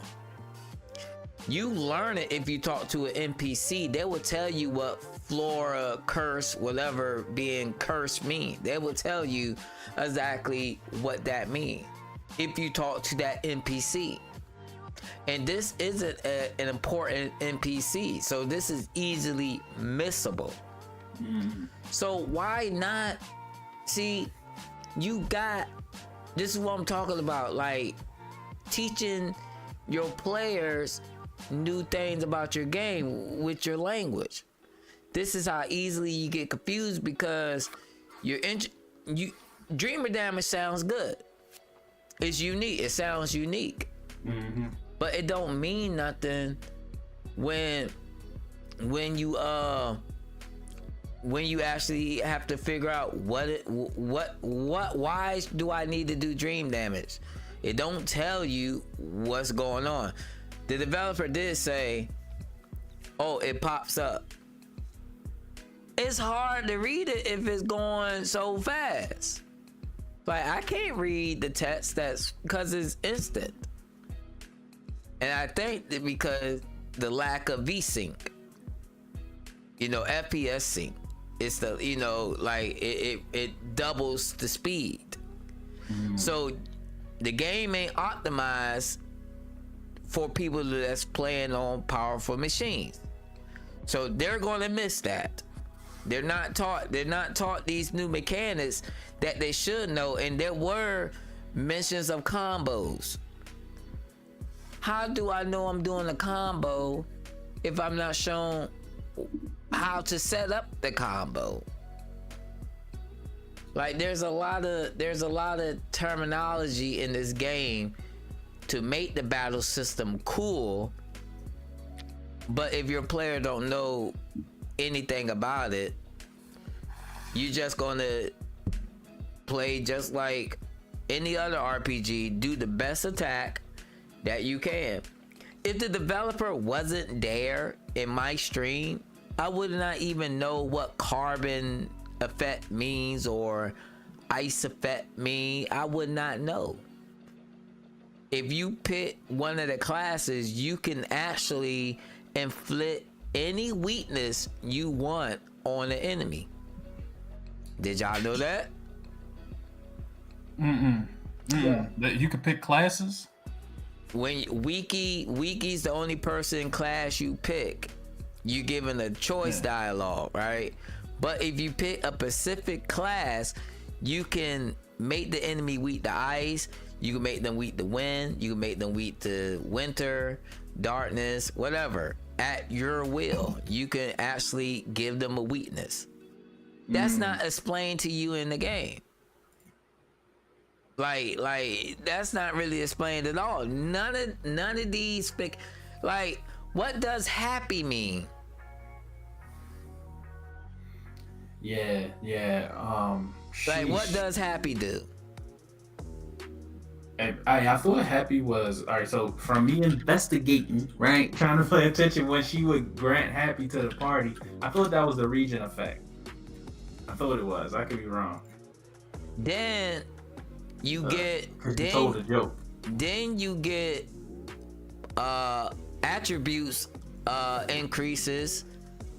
Yellow Runner says, Servitor would say, oh, you got a Yellow Runner. These would raise your character's power. So you go to the item to raise up your character's power. Well, you go to stats to raise up their power. There's no stat called power at all. Then you go see the description of the item. Instead of it saying it raises your power, it says it raises your agility. Hey, that is wild. Look, Like one thing I noticed, the events are copy and pasted. Any item you find of that increases your stats, Servitor said this increases your power. That's the default message for every. I don't care if it levels up your speed, your wisdom, your magic. He's always gonna say it increases your character's power, which in our terms, strength or any attack component. It's over 5,000. Then, yeah, that's kind of what you were saying. Then you get into battle. Mehetabel repeats the same dialogue over and over. After you just fought one battle, you go in the next battle, she says the same thing over and over. It's like these battles are invented, but there's no variable to show that we already completed this. We don't need to keep repeating the hints over and over. Cause every battle she got to say something. Every battle, and it's still not teaching me nothing. I can tell you right now. I'm sorry. I just had to say it. There's a shopkeeper in the game. I did not know that there was a shopkeeper. Yeah, in the game. It's a hidden shopkeeper. Yeah, it's a hidden shopkeeper. You go to like the window, and it's like a universal, and you get rare items. You get like rare weapons and stuff like that. That's how you actually spend your gold, like your majority of your gold. I ain't know that. Yeah. I mean, the It's game didn't even look like. I yeah. don't know. It was kind of easy to miss. I could see how one could miss But it. that little wooden box before you go into the secret thing, nah, that wasn't it, was it? It's like a window. And it's outside of that hidden village or whatever. It's two of them. There's one in the near the hidden Inside. village, and there's one in the forest part where Yeah. I think I am in now. Okay, so yeah, I don't know. I Boy, wasn't yeah. compelled to click that stuff. I think like, sheesh. I guess I'm getting a little bit overwhelmed because there's a lot of ways that this game can be improved. But then I keep, like you said, like I keep going back to like, oh, it was only 5 days, but like then I go back, like we're not criticizing it based on 5 days. We're trying to criticize it as if it was a game that you expect somebody to play, right? Like straight up and down. So I really hope that you take these criticisms if you consider making a game that's like going to be a little bit more like you really want folks to play just straight off the bat. You know what I mean? Because this, I guess, it's just a little game challenge yourself type of deal. One thing I did want to speak on though is that I noticed a lot of RPG Maker developers, and I'm a victim of this myself. Right? We make games that are fun for us only because we RPG Maker, the engine is almost like fun. Just messing around with it and then figuring out, okay, this plugin works when I use this, or I change the colors of this. I can see the text that I wrote here and it's popping up. And you think that that's fun because you're starting to get that feedback loop of the things that you're implementing. You're seeing it happen in real time. You're like, oh, I made it. It works. But you got to think, like, would somebody else like to pick this up and touch it? Do you even want to move the buttons on the keyboard to play my game, right? You really got to have that in mind. So when we go back to that iterative feedback, you really want to get that iterative feedback so somebody can say, yes, I can't wait for the next iteration of your game because that was fun to do, right? It's going to be fun to see our stuff. Okay, when you see sleep on the enemy, it actually works. The skill that you created, everything customized, right? You're thinking that that's fun only because you're going off of what you did. So I really hope that we're reaching out to each other. Hey, what do you think? Is this fun? Let me know. And then if you're the player, be honest. Give them that feedback. Let them know, like, bro, like I couldn't even get past this dialogue. It was a little bit too much. Or you know, maybe it could be fun. Like similar to this game. Oh. So You're echoing. all right, maybe I was loud. How's it? Is that better? Yeah, that's better. Okay. Yeah, I just wanted to kind of touch back on that note so we could kind of, I guess, encourage our community to kind of like work with each other to produce to bring up our common level of like gameplay, right? I feel like everybody can do this. It's just dang, I'm gonna figure out what's going on with that. It might be because I'm tuned in to Twitch as well, but yeah, we want to figure out how we can do that with some core components, right? It's easy to make a game fun at the start. It's not hard. But that's all I'm gonna say on that. Don't get me wrong. He has a clever battle system because you're going to use majority of his skills. It's not like he created this or she created this, the dev. They created this where you can use any skill that your character have regardless of your level. That's the good thing about it. The bad thing about it is when you don't know, you can't really effectively use it. There's certain enemies. Hold on, my wife is calling me. Hold on, guys. She probably asking me what I want to eat because she gonna get the. All right, no problem. So Cychronic, I can get your opinion, right? Like, what do you think could kind of improve the gameplay? For example, I guess off the top for a game like this? Um, actual actual action sequences would be nice. Real like sprites jumping across the screen. Yeah. You want to know something I haven't been seeing a lot of?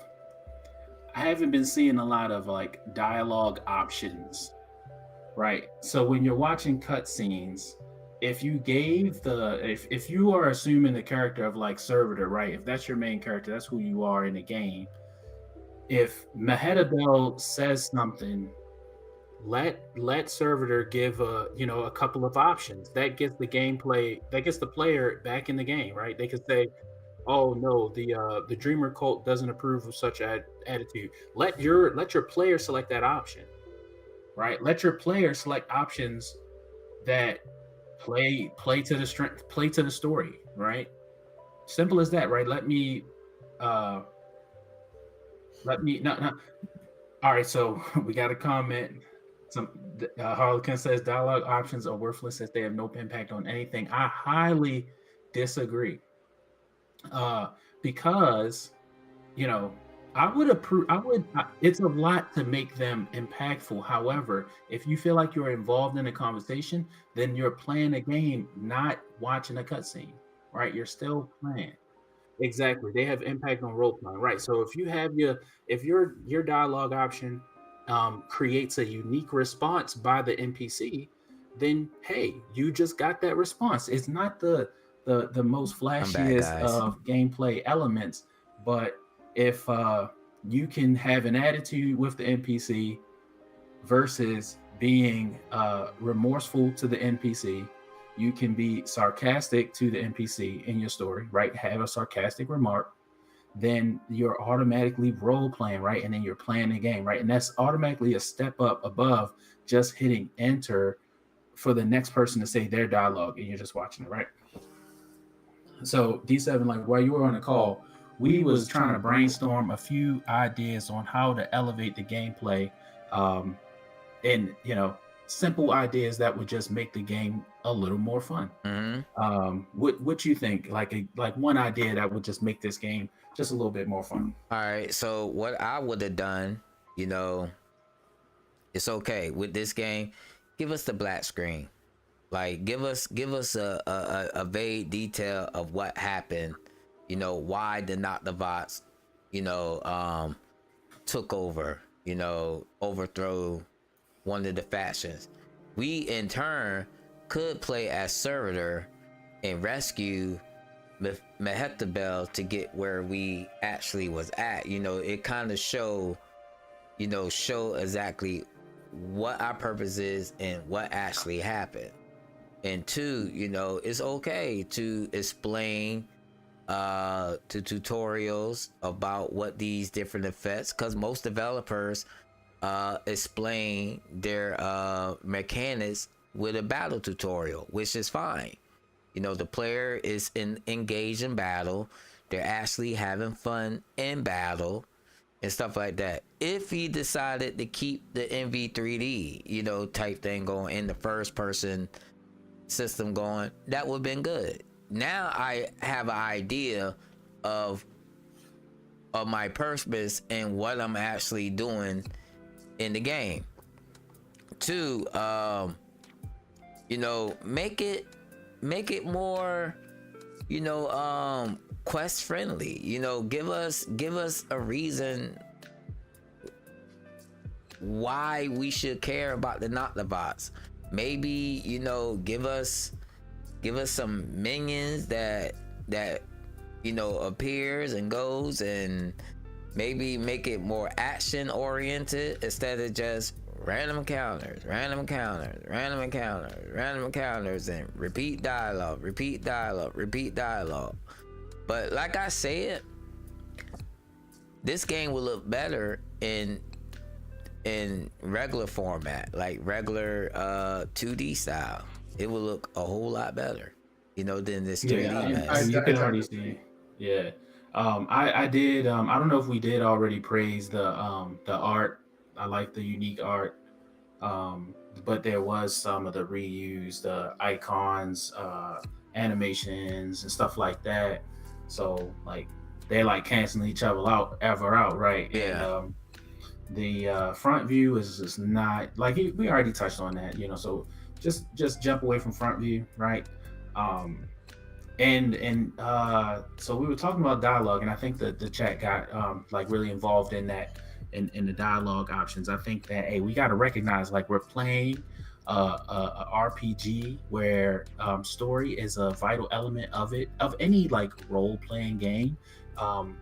So making however like you can make the actual reading part fun, I think is valuable, right? It may not be the most valuable, but it is valuable if you can give yourself options, or you can challenge your reader to remember something, so that they have to go back to another NPC to get the key detail and then bring that key detail back. Like, in some dungeons they have like a code you got to remember, or like a certain piece of artifact or something like that. If you can like give your player that sort of involvement in the game, that's going to enhance the gameplay. Mm-hmm. Yep. And also, I would challenge the developer to all of us developers to kind of like shorten the dialogue a little bit. Like you got a big story to tell me in like small pieces, right? Tell me a little bit, let me get to a spot, tell me a little bit more, right? Mm-hmm. So yeah, that makes sense. Yeah, And that's the thing. People want to be so detailed. And I feel like they're not going to get it. I feel like developers may feel like the player is not going to get it if I don't over explain it. Then over explanation becomes tap, tap, tap, tap, tap, tap, skip, skip, skip, skip, skip, skip. I don't care about the dialogue. It's making me sleep. Like Persona, you know what I mean? Like, oh my gosh, where's the action? Gosh, don't even started Persona, man. Like real talk. I mean, because I love Shin Megami Tensei, but Persona is like the opposite. It's fun in a sense, but they do got way more dialogue in Persona. Another little quick idea is like, because this thing is a lot, but yeah, your player has to solve a puzzle, but they need to know an element of the lore in order to proceed, right? Like Nightmare Cult, Dreamer Cult, Floral Cult. Maybe they got to take the flower to the floral little piece or something, right? Little things like that, I think, could just get you involved and it'll help you teach you the lore like that, right? So what you guys think? I think we went through the battles, went through the gameplay, went through the story, and then we also gave some thoughts on how to improve the game. And I think that this was a super constructive talk. Oh, and another thing, the game is also designed for you to grind. You have to grind for you to even stand a chance against that one boss before the final boss. Mm-hmm. You're gonna die. You're gonna die because when he summoned those crystals, and you don't have the necessary AoE abilities to kind of soften them up a bit, you're gonna die repeatedly. So you're forced to grind. I mean, I don't mind grinding, but yeah. But it also depends on. Go ahead. It also depends on whether it's fun to grind or not. Sometimes in some games it's really fun to grind, and sometimes it's not. And you gotta think about it. Each battle you get in to grind, you gonna hit the bell, gonna keep repeating the same thing over and over. Hey, guess what? Another Mossy back. Over and over. Because that dialogue is built into the troop event right there. It's built into the troop. Yeah. I can tell. It's like you fight a spider and a flower is right there on the event page. I guarantee it's like right there. It's like, Annoying Nova got a point. Some people like the grind. Like me personally, I don't mind going back and forth in one area. I'm a Souls player. I'm used to going to one area where an enemy gave you a lot of souls, kill him, run back to the bonfire, rinse and repeat, rinse and repeat. I don't care if I gotta run back 2 minutes to the bonfire or 5 minutes back to the bonfire to run to that enemy over and over again. I would do that hundreds of times just so I could level up one time. I'm a Souls player. Grinding is in my blood. You know what I mean? Let me tell you though, I know. I mean, I can I'm getting Dragon Quest vibes with that, right? Final Fantasy vibes with that. Definitely got to grind, especially Final Fantasy 12. I remember Final Fantasy 12, right? But imagine you're aware of the game enough, right, that your grinds, you know that your grinding will lead to getting another skill, and then that other skill is so cool that you want to use it on something. So you're even though you're grinding, you're getting motivated to grind by the little bit of like progress you're making. You get an ability, or this mob that you've been grinding has a chance to drop some sort of item or material that either you can stockpile, right, or you can use it to make something else, right?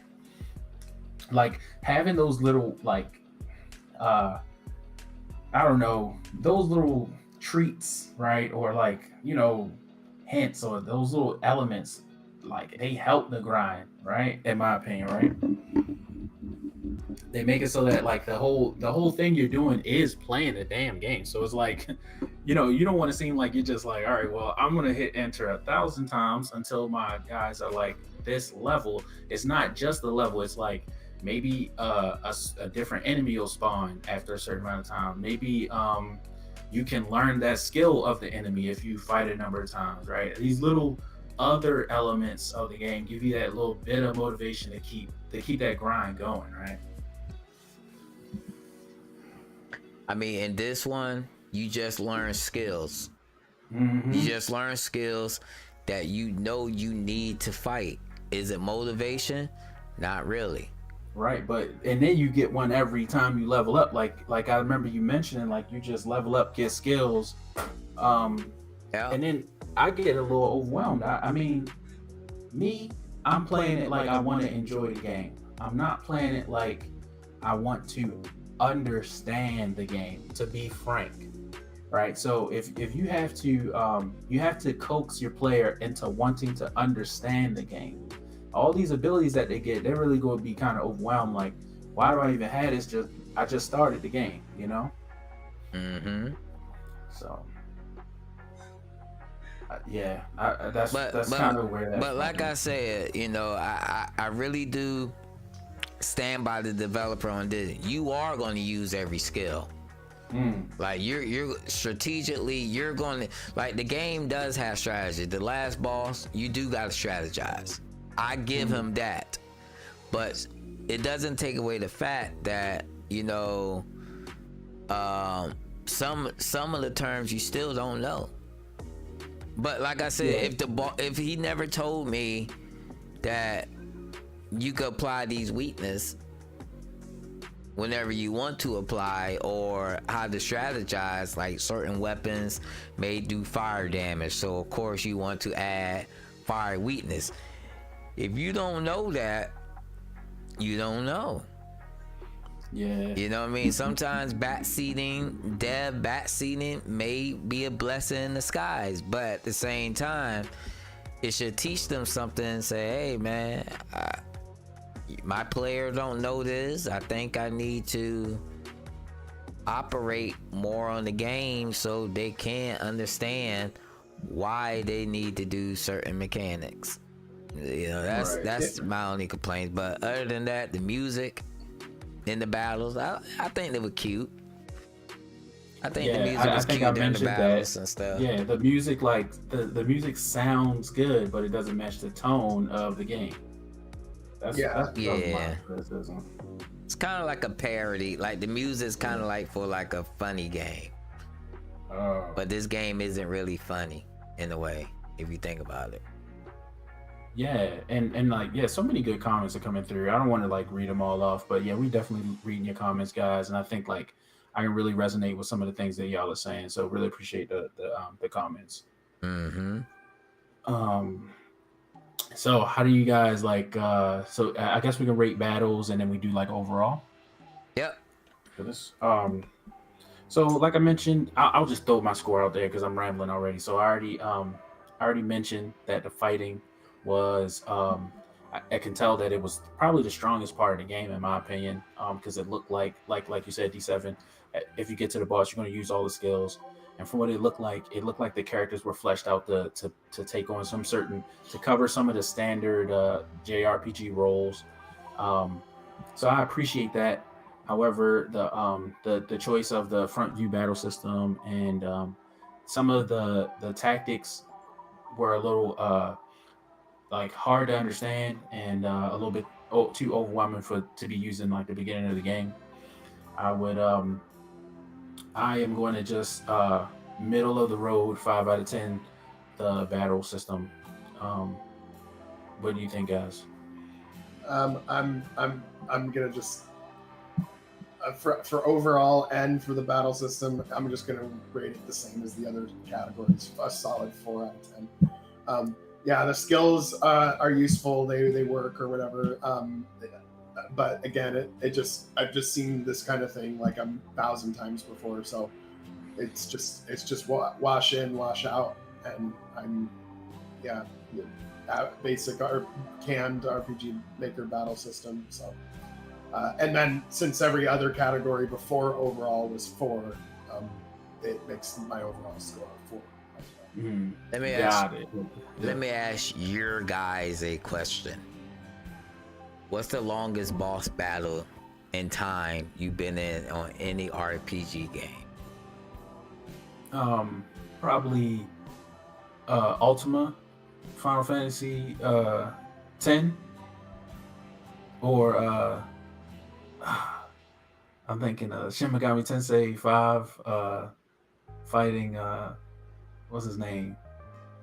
That dang, I can't forget. It's that god thing with the six arms. But how long you think how long you think you've been in that fight? It was Shiva. Thank you. It was enough. Hey man, I remember cutting the game off, cutting the game back on. Really having I don't know, maybe 100 or more turns. Nah, I ain't talking about. Yeah, like give it like an estimate time frame. I don't know. I'd say 2 hours maybe. 2 hours. 2 hours, yeah. And the Ultimate. I'm talking about like from start to finish. Like not just the actual boss not fight, including right? Tries, but the actual fight, the encountering to killing it in one fight. I'm sorry, yeah. You watched the Shiva boss fight. For me, it was tough. I mean, for me, it was tough, right? Like I don't want to get into like my entire setup, but it wasn't like the craziest optimal guys, but I did have to consistently kind of make up for like some of his like auto death abilities, right? Like you have to set up defenses and also like preemptively think like turns ahead when you think your attack is going to be available, like when you think your ability your chance to attack will be, right? So okay, yeah, so one perfect fight took you 2 hours. A fight where I actually won, you know what I mean? That's what I mean. I wouldn't call it perfect. The fight you actually won took you 2 hours. Yeah. Okay. What about you, Cychronic? The fight. How long did the fights take me? Yeah. Yeah, like I felt like they were too long, right? So. Oh, hold on. I'm talking about in any RPG game you played. Oh, in any RPG. What's the longest boss battle you been in that you won? Like the battle that you won against the boss, how long did it take you? I think it must have been like 30 minutes or 45 minutes. Like 45 if it's minutes. too long, if it's too long, that's probably one of those RPGs that's like, I really liked it, but for some reason I didn't finish it, and I don't remember why. You know, that kind of thing. Yeah, but Shiva was an optional boss too. Like the actual main boss of the game was not very long at all. It was only long because of like scripted stuff. So in this game, it took me about 45 minutes to beat the final boss on the first try.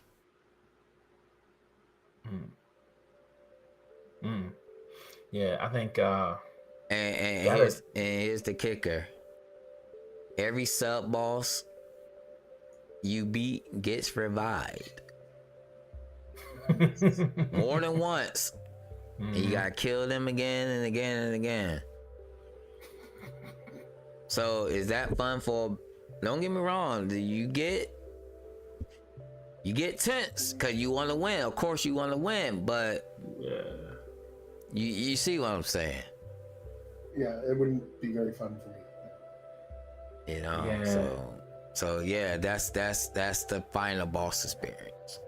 Yeah. So I think, man. Like I said, the boss fights in Final Fantasy X and Shin Megami Tensei, the ones that took the longest for me were like optional bosses. I heard, yeah. Yeah, those are when you find all legendary weapons and then you take those to the boss, and that's where every element of RPG is kind of flexed on you and you're challenged. But when you're going during the mainline story, it shouldn't be that crazy. Yeah. Right? It should be a little bit of a challenge, but yeah, not your super bosses after the main story boss. Mm-hmm. Yeah. Yeah. Like my character was so OP in Final Fantasy 7. Sephiroth didn't even give a turn. He didn't even get a turn. My setup was so nice. I had Knights of the Round, max damage, W summon, and mimic on top of that.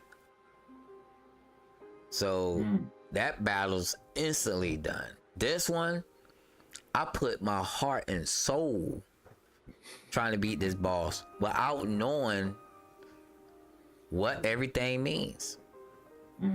So I mean, it probably, the developer said it could have been done quick. You know, I could burst the boss down a bit. Like I don't know that. Yeah, it's no health bar. Nobody. I'm not being taught these strategies. That's the problem. And this is what I was saying. You as a developer knows. If you don't teach me, what's good of it? It's not good at all. If you don't teach me how to play the game, and the only way for you to teach me to play the game is to put it in the game where I can understand. You backseating, you know what I'm saying? You backseating me playing the game, I'm not gonna learn.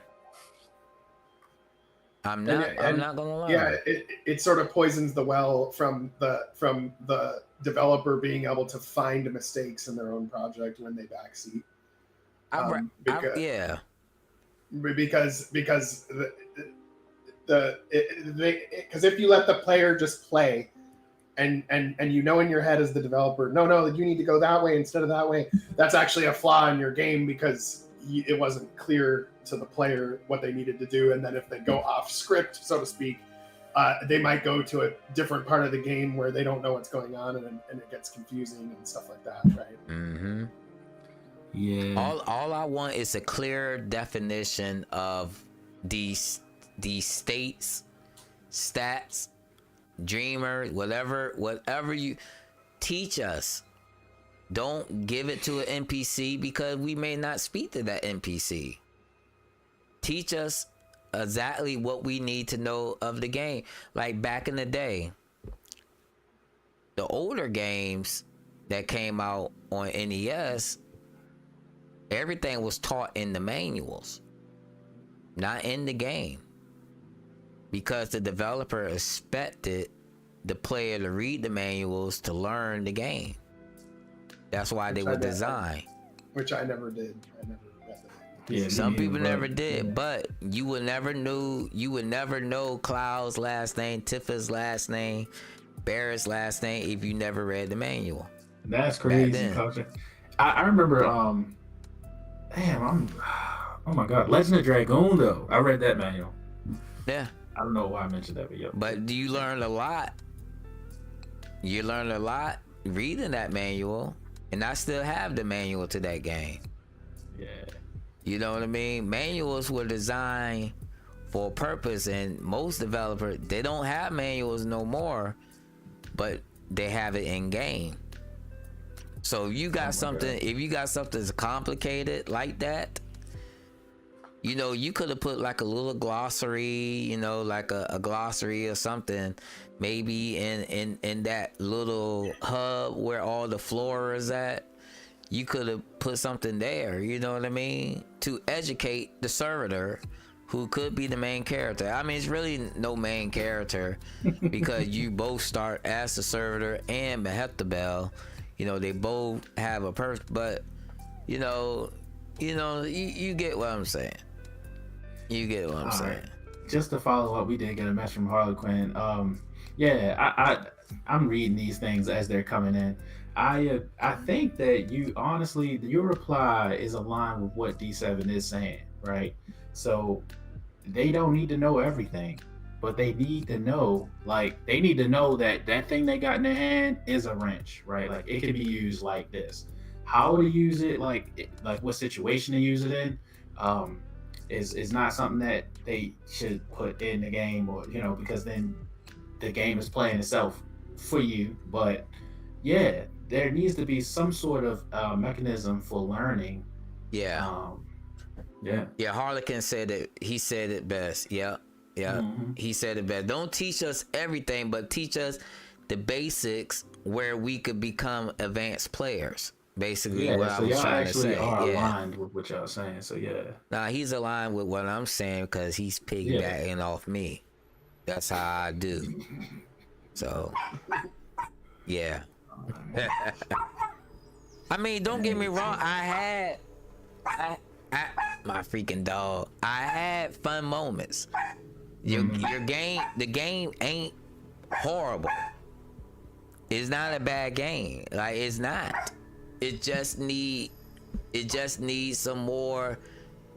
Well, if you had more time to actually design it in a better way, I think this game would have been good. Like, really good.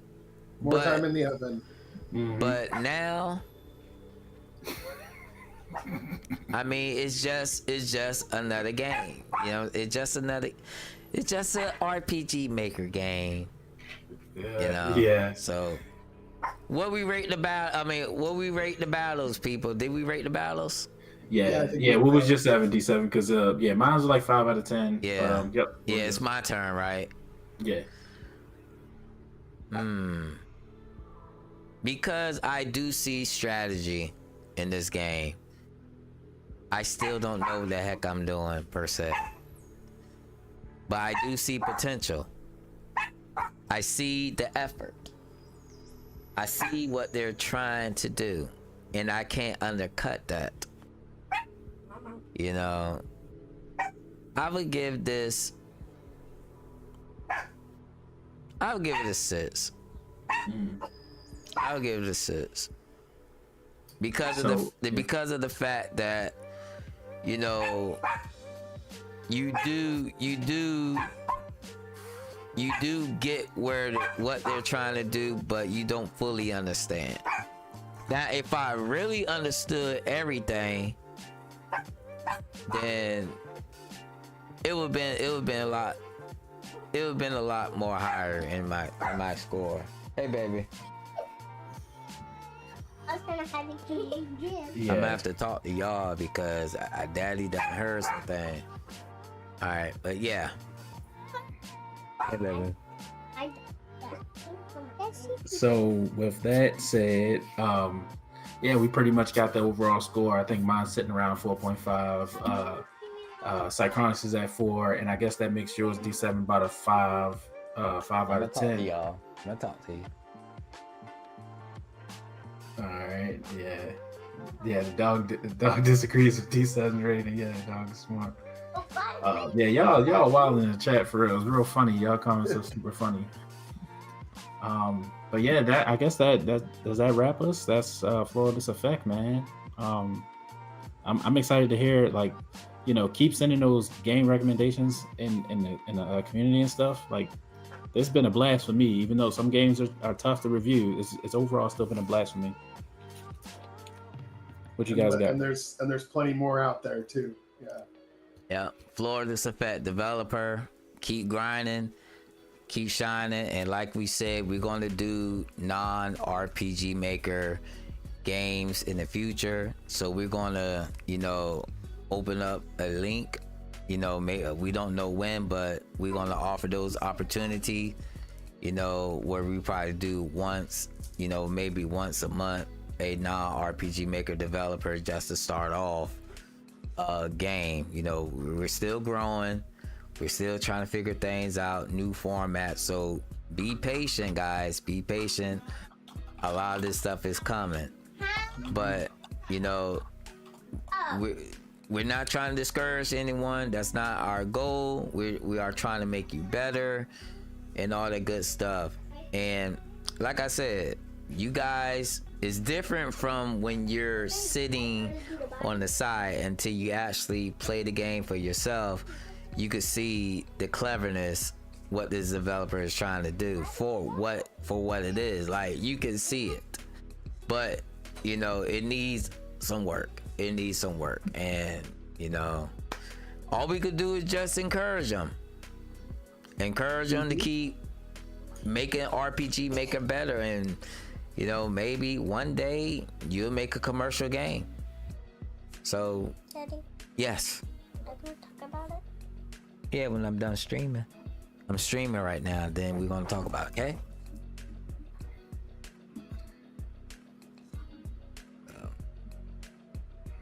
For sure. So Family's here, so you already know that time, guys. You already know that time. So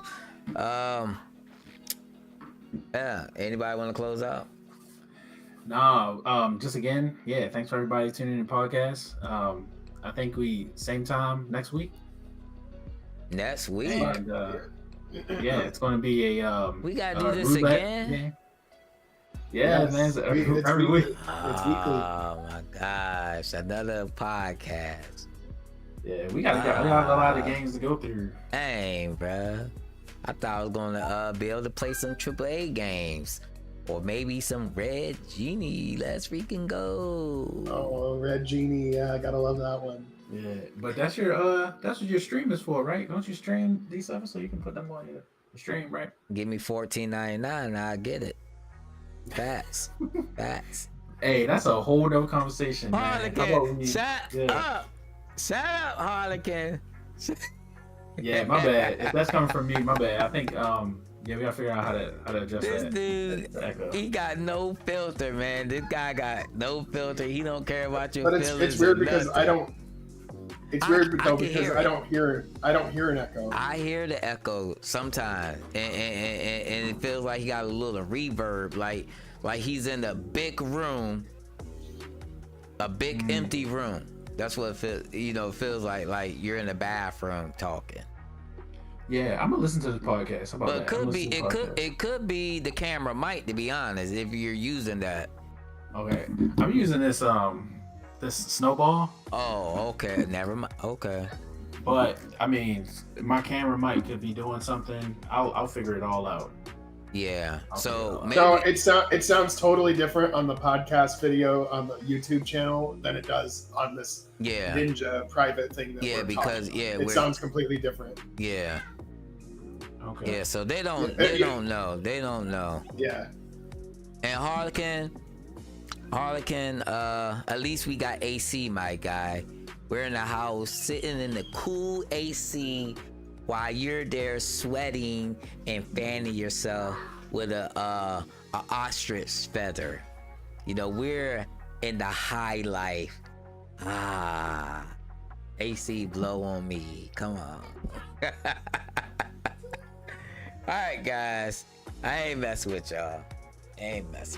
But until next time, we're gonna play another roulette game on the wheel. We trying to knock these wheel games out. Then we got, after that one, we got a nice surprise for you guys. So until next time, if you haven't joined the RTP, Rarely Typical Player Discord channel, we have the link in the description. If the link is invalid, ask your mama, ask your brother, your sister, or the next developer, or the link, and I'm pretty sure they will give it to you. And the next time, y'all stay safe and keep grinding and keep shining, and we'll see you later. Good luck. Yep. Peace Yeah, good luck. Take out. care.